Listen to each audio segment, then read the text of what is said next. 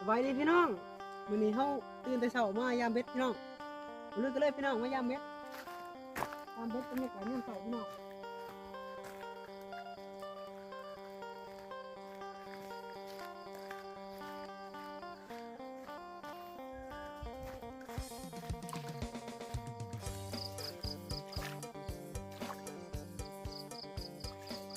น้า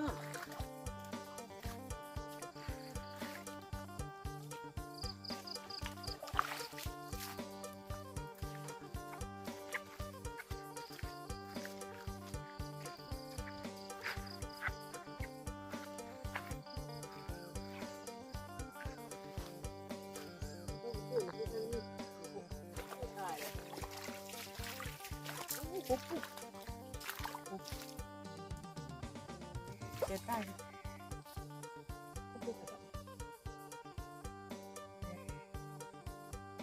ตายบ่เอา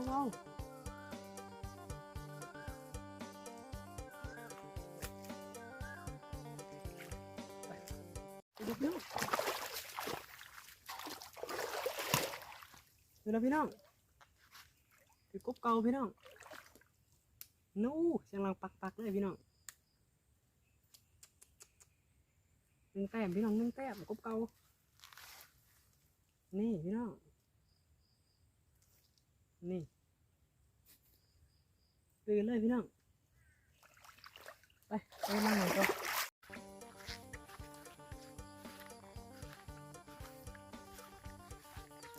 ยืมเขาหงเนาะเขาหงงามเสาพี่น้องโอ้ยเป็นเสาแหวกมันไป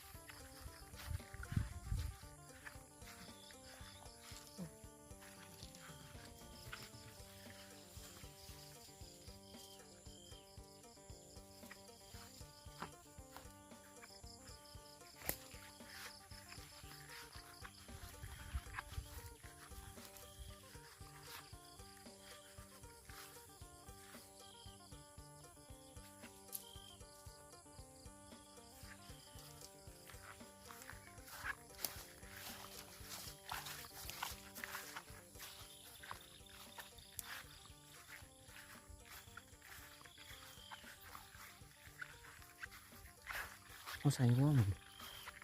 ก็ยังลุมไปเลย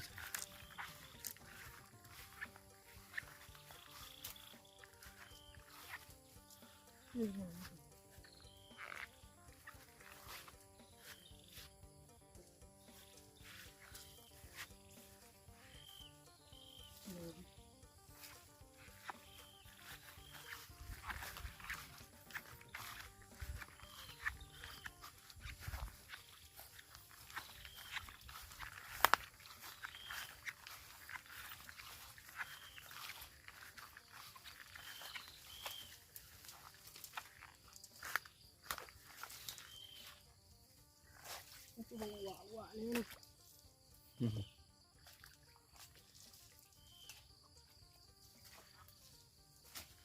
แล้วพี่น้อง